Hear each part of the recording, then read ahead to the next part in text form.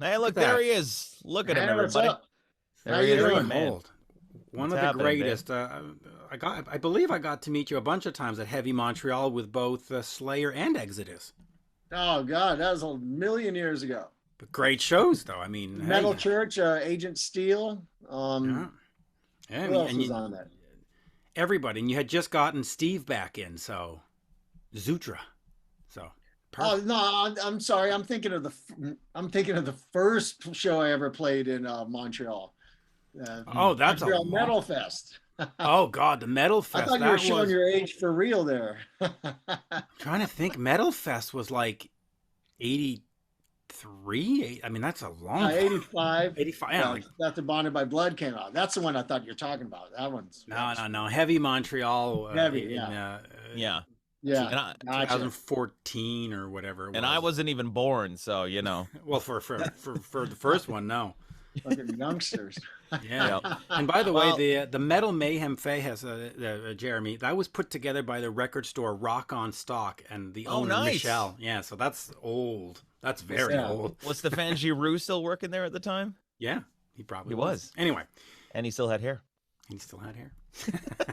All right, well, let's get right into this. Persona Non Grata, brand new record coming out on November 19th. You can pre-order right now wherever music is sold. Welcome to the show, Mr. Gary Holt. There he is, everybody. How you Yeah. doing? What's How's going it Good on? going. So talk about this record. I mean, I was reading somewhere that you've kind of had this recorded and in the can for quite some time, and it's finally going to be able to come out. You must be excited to finally get it out there. Well, we finished the final mix, like I think around February. I mean, but Tom Hunting's cancer battle, we just Right. pushed this back, in hopes that, in hopes that the pandemic would pass us by and Tom would be better. Tom's better. The pandemic's still here. So, we're putting it out anyway. But, the pandemic was our friend in the actual making of this album. We worked on it longer than we ever had time to, because that's all we could control was our own creative process. And we mixed the thing about 20 times, probably. I lost count. Does it Yeah, get but dangerous though when you sit on it that long that you just start thinking, hey, you know what? If we went back and just added an extra vocal here, and maybe if I just doubled my guitar, like, do you get into that mode of like overthinking it? You can, with the mixing, maybe you can, but we feel that the final mix we did was worth that one last shot at it, because it was done for about a month. Right. And I hit up Andy Sneap and said, hey, what do you think about this? And, Hmm. I checked with the label and it hadn't gone into manufacturing yet, so we did it and we're glad we did. But there's always something I want to do differently and do better, but that's why we work hard to make the next album better. You never finish an album, you abandoned it. Right. You're like, Yeah. damn it, we got to go tour. Just put it Yeah. out there. Yeah, I mean, if you make the perfect album, where do you go from there? yeah. I don't know. Where's the Yeah, fun in yeah. that? You can only go down at that point. Yeah, exactly. I mean, And- we're really happy and really proud of this album. We knew we made something super special. And I usually, when an album is mixed, I never listen to it again unless I have to refresh on learning something. And this album, I listened, it was in my car on constant play all through the summer. I just couldn't believe how good it came out. Well, you hear a lot of movie stars talk about that. They finish the movie, they go to the premiere, and they never watch it again. Unless, maybe they'll scroll through it on Direct TV or something. Is that like a self-conscious thing? Like, do you not like listening back to yourself, or? Well, by the time we've mixed it, I've heard it 1,000 times, 10,000 times, and like, all right, I'm kind of over it. I want to make a new one now. Right. Yeah. That's what happens. But this one, it's badass. I'm super stoked. Talk about working with Andy on this. I mean, with him mixing and everything and being involved in the project. I mean, with somebody like that who's got really good ears, you can't really go wrong. Well, Andy's been like a sixth member of this band since =97. He's worked in one capacity or another on every album we've done, because we work so well together. He's one of my closest friends, for one. So, we have a good time. We can't always have him here, which we wanted him here on this album, pandemic. He's not busy with Priest. But, flight restrictions and all that, we were worried that if we fly him out to the U.S., maybe we can't get him home. Yeah. Or something. So then you'd have to feed and board him. That would be bad. Yeah, for who knows how long. And I get tired of the motherfucker by then. He'd be like Tom Hanks in Terminal, just stuck at JFK. Yeah, so But we wanted him there because Andy says working on an Exodus record, like there personally, it's like walking into an episode of the Banana Splits. Mhm. Oh God. See, I understand the reference, Jeremy. I'll explain it to you later. Don't worry. Okay. Yeah. No, he also says it's like walking into a cartoon world because we're all cartoon characters. And when you're around us privately, it's really bizarre. It's pretty funny. It's fun all day long. It's, you know, there's no shortage of like laughter. That's for Well, sure. I think that's part of the creative process, though, right? Like 90% of the time, it's about the hang, really. Well, for us, it is. That's why, you know, we only one album since 2003 has been recorded start to finish in a regular recording studio. We build studios in vacation homes, in old defunct studio warehouse spaces. And we prefer to like make it like summer camp. We live together, we barbecue, we cook, we drink, and we make metal. And you know, I guess the first thing is you have to enjoy each other's company enough to do that. A lot Yeah. of bands don't, you know. But for us, it totally works. You know, we don't want to fight traffic getting to the studio every day. We want to wake up, have coffee and breakfast, and walk into another room and start recording. Yeah. I mean, a lot of the bands these days, it's kind of like a business transaction. And then outside of the stage, I don't even want to see the other guy. Or we talk Yeah, to yeah, so many guys exactly. like that. And it's like, where's the fun in that? Totally, totally. No, we have a good time. On the anniversary of Eddie Van Halen's passing this year, you posted a really nice little tribute on there with like an homage, and he said that he's been immortalized in the song "The Years of Death and Dying." Um, is there also going to be like some Eddie homage in the guitar playing on the record, or is that just sort of embedded in you already? I think there's some of that embedded in me. Just was one of my hugest influences.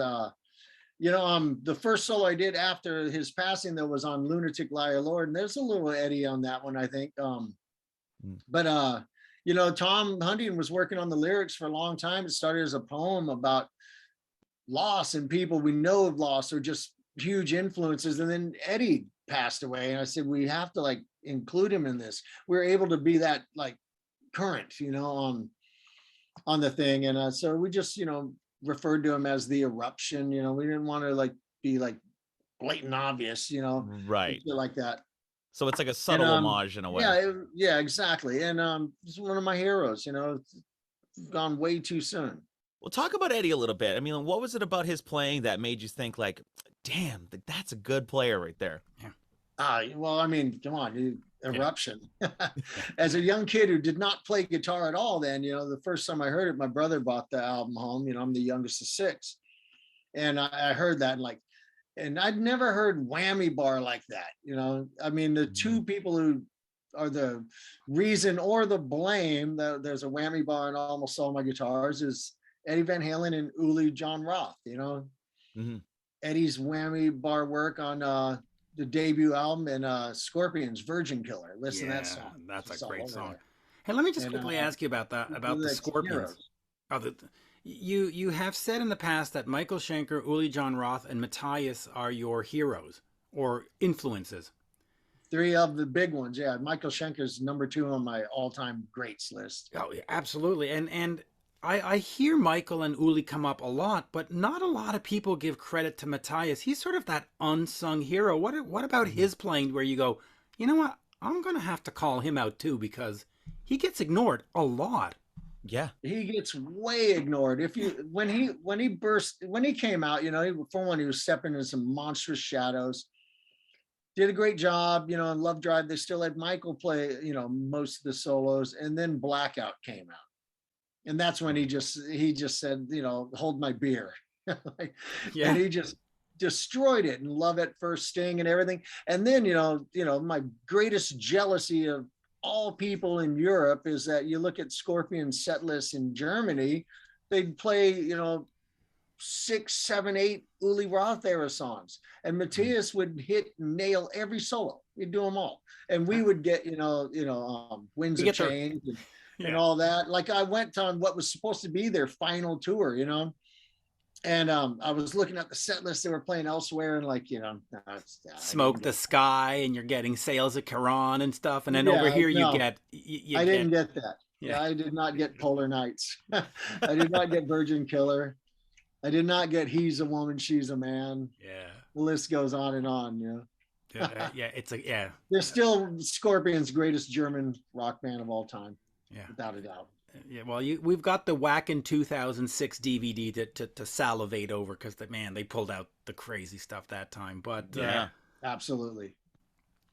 Talk about your guitars. I mean, for the longest time, you're one of the longest ESP endorsers through the years. When everybody's jump ship to either go to Gibson or Fender or rocking a Jackson or Charvel, you've stuck with ESP. You've stayed there.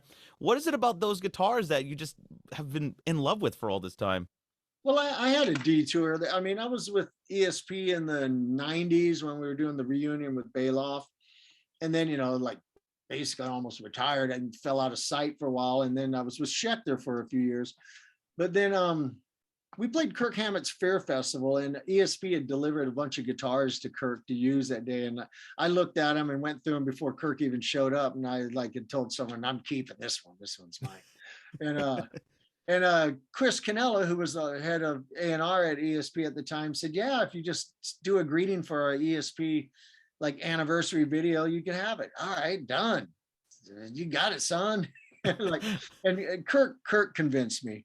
And I went over and the guitars are amazing. They're the best I've ever played. The consistency is amazing. I could have my tech just, blindfold me and hand me any of them, and I'd be happy. Right. It doesn't have to I like this one. The other ones are okay, but I have to have this one. Fix it, play any of them. I play my cheaper models on stage all the time because they're lighter and easier on my bad back, but they're just incredible instruments, incredible people behind the company, as importantly as the quality of the people there. Yeah. And they built me some nut shit, and they don't really bat an eye. All right, we'll figure it out. Yeah, all right, we'll do it. It's I find it interesting because when I think of you play a Les Paul style ESP with a Floyd on it, and the only other three guys I can think of are, Neil Schon, Alex Lifeson, and Brad Gillis are the real only ones that pop in my head, and you really. What is it about? You just named three of the most badass dudes in the world. Neil Schon is in my top 5 of all guitar players of all time. Who says a Floyd Gibson body can't have a Floyd? It's pretty common now. Yeah. It's not like it was when Brad Gillis had one on his, and that's sacrilegious. But wait, listen to what he's doing. Woo, badass. Yeah. And it's still a bit of controversy, between Brad and Neil. They're going back and forth. I was the first to do it. No, I was the first to do it. I was the first to do it. So I have to give that to Brad. Sorry, Neil. At least the first I ever saw with a Floyd Rose on a Les Paul. Yeah. There was a big article. Brad had taken the ballsy step of taking an actual Les Paul and taking it to someone and saying, cut a giant hole in this for me, please. Right. It's freaking Les Paul. That's a tree trunk. Who would even think of doing it? And on top of how expensive they are. Luthiers would say, no, I'm not doing that. Yeah. Why risk it? Yeah. That's someone going to a plastic surgeon and asking I want the Michael Jackson nose. No, not going to do it. You might find someone who will, Well, they tried to do that to Mitch, and look how he turned out. Yeah. I know. And by the way, that liquid metal lava version of yours, of the what's it called again? The Gary Holt EC, so fucking beautiful. It's beautiful. It's a stunning paint job. I had a guy send me photos. He had someone had a painter do a pretty good replica of that finish on his chopper. It looked amazing. It's like a show on his bike. Finish. Wow, that's pretty sick.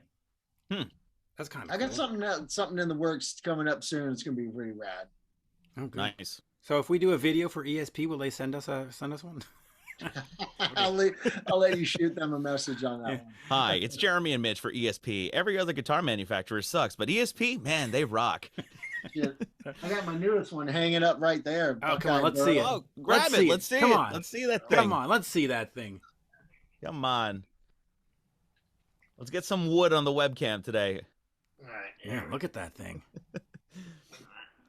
Ooh, look at that. Wow. Look at that top. Oh, that looks like the $1 Billion Babies album cover. Look at that, and look at the back of this thing.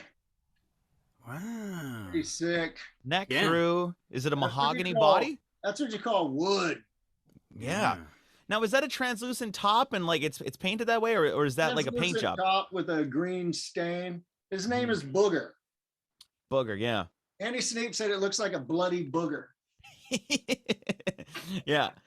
Yeah, it totally does. That looks great. Wow. Yeah. Hey, talking about this record, I mean, I know you've been playing the JCM 800s and all the the Jubilee and all these Marshalls through the years. When you're doing these records these days, is it worth it miking up a real amp, or are you guys going totally digital these days? No, this is all real amps on this album.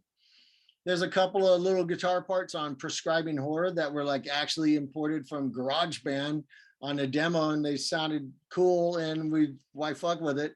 But it's all amps, mics, speakers, digital recording is cool. On Blood In, Blood Out, we use the Kempers because I have a profile on my modded Marshall, and we weren't quite set up for like miking all this stuff up. And but I don't prefer to work that way because you miss the funnest part of recording, which is the chasing of the tone. Right. Moving the mics around. That's my favorite part. And when you get it and you're ready and you got it, you're like, oh yeah.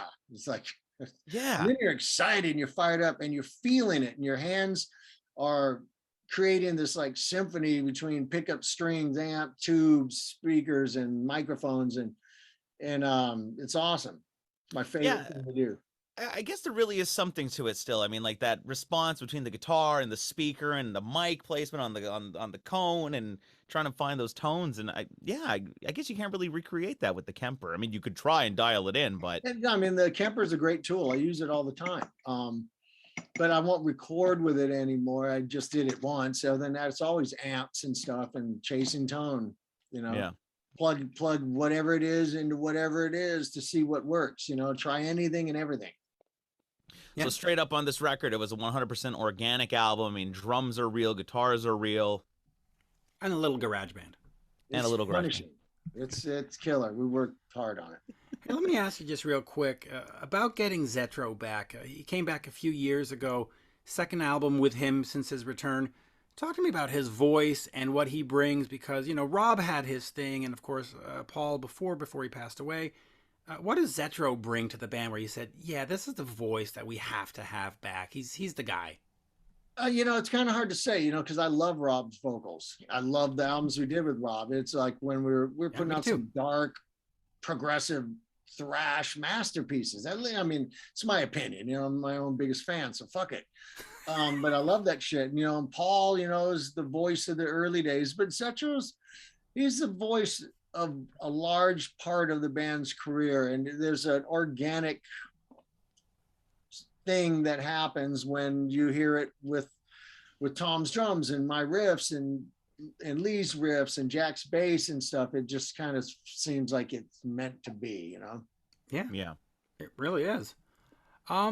Just a quick comment on your Slayer days. I mean, the band has done the farewell tour and they're leaving, though recently in the media they said maybe we called it a day a little too early.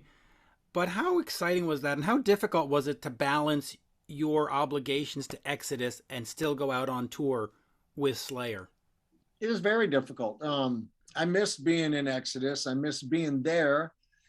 When they announced that, privately that we were going to do a final 2-year farewell tour, it was both sad and also a positive thing for me, because I had a 2-year countdown on my return to Exodus. I'd accomplished everything I could have hoped with Slayer. I mean, I'd be foolish to say it didn't boost my profile, and a lot more people know who the hell I am now, and because of that Exodus. And but I really missed it. You get some haters out there online like, how could he miss that? Well, good luck going back to, playing clubs or whatever. I went 2 months after selling out the Forum for 2 nights. I was back in Europe taking a shower in some dirty backstage shower that you wear your flip-flops because you don't want some foot fungus. And I didn't give a fuck. I loved it. It was awesome. Like, cool. Where's the towels? Right. Yeah. You're not a fucking poser. You're about it. You just want to play. Yeah. And I've never had a problem living like that. It's like, Exodus plays, we'll do 7 to 10 shows in a row, before we get a night off, because we need to make money. Slayer never did more than 2 in a row. Wow. In the last few years. And that was awesome. I was pampered and babied and staying at the finest hotels, but also had a lot of downtime. Yeah. You know, sitting around, you're like, you know, what else to do? There's You know? nothing more metal than walking through the Oh, all right, Ritz-Carlton all and right. seeing Slayer. Yeah, yeah. Sitting And I in the do love lobby. the Ritz-Carlton. Let me ask you this very typical question, which I'm sure you've heard a lot. But the story of Bonded by Blood, it was delayed and so on and so forth. And everybody says, well, if it hadn't been delayed and had it come out when it was supposed to come out, they would have been as big as Metallica, as big as Megadeth, as big as Slayer. I mean, do you think that, you know, how come you're playing those clubs where with the foot fungus? Where did it sort of along the way not get to that point where you were the next Metallica? Because the songs are there, the Well, energy's there. first, let me say in Europe, some of the finest clubs and theaters, you have foot fungus showers. The thing is, you know, we're taking showers in those showers because we're saving money by not wasting on hotels. I give zero fucks about what ifs and what should have been or could have been. You know, like I'll leave that up to other people. Okay. You know, did it harm us in the delay? Yes. Would we have become as big as Metallica? Fuck no. Metallica took chances and did things that Exodus, you know, for better or worse, had pigeonholed ourselves against doing that. You couldn't imagine us doing some power ballad with Paul Bailoff singing, or Steve Souza. You know, we're on to no eyeliner in the '90s. We're on to our 11 albums, still no ballads. You know, Metallica made the most perfect metal album of all time, Master of Puppets. And could we have been as big as the other big four contemporaries? Absolutely. I think our correct path would have been just to stick to being as nasty and violent as ever, and that because that worked for Slayer, and we were more musically similar, you know. Whereas, you know, Megadeth ventured out and Anthrax were rapping sometimes and stuff. But, you know, I mean, 57, I'm still here. I'm still making music, and I got nothing to complain about. Did you have those discussions with band and management and record company where they said, listen, we need a Nothing Else Matters, or we need a... No, never. You never had... No. Never. So you just stayed true, and you never thought, wow, maybe the mascara, cut the hair, will... Yeah, you never had an A&R guy like over your shoulder saying, like, hey, listen, maybe sell out for one song so we get some radio play, and then... When we did our second album, Pleasures of the Flesh, they had sent a producer from Florida who's famous for a lot of the combat record stuff. I'm kind of missing the name right now. They'd sent it out because we had to fire our longtime manager and first album producer, Mark Whitaker, because, you know, there was mistakes being made, you know, attempting to trigger drums without the proper technology and not making sure the natural drums sounded great in the first place. Right. We're having to fix the album, you know, more than anything. But they sent this guy out. We realized our engineer was great, who went on to work with Exodus through all of our, you know, through Fabulous Disaster and other stuff, Mark Senesac. And we locked that fool out of the studio. They sent someone to look at us, and we closed the door and locked it. Just stay the fuck out of here. And he went home after a couple of days, you know, because he was not welcome. Right. We don't need babysitters. And any A&R sitting there spouting shit in my ear, good and bad, I don't need it. I'm trying to make an album. Our whole goal always is to make music we like. If you're lucky, someone else does too. That's all it is. Right. So no guy was there. You know, if you just put some keyboards on this, it would really make it. No. We have enough dumb ideas on our own.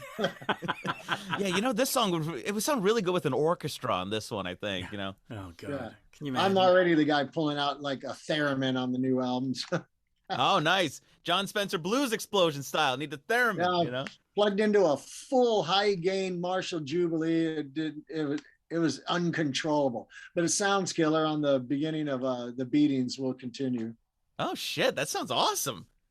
Sounds just like whammy bar noise because it's so distorted, you know. Yeah, almost like a sustainer or like an EBow, maybe. Yeah, it just trying to create kind of like a siren effect without putting some siren on there.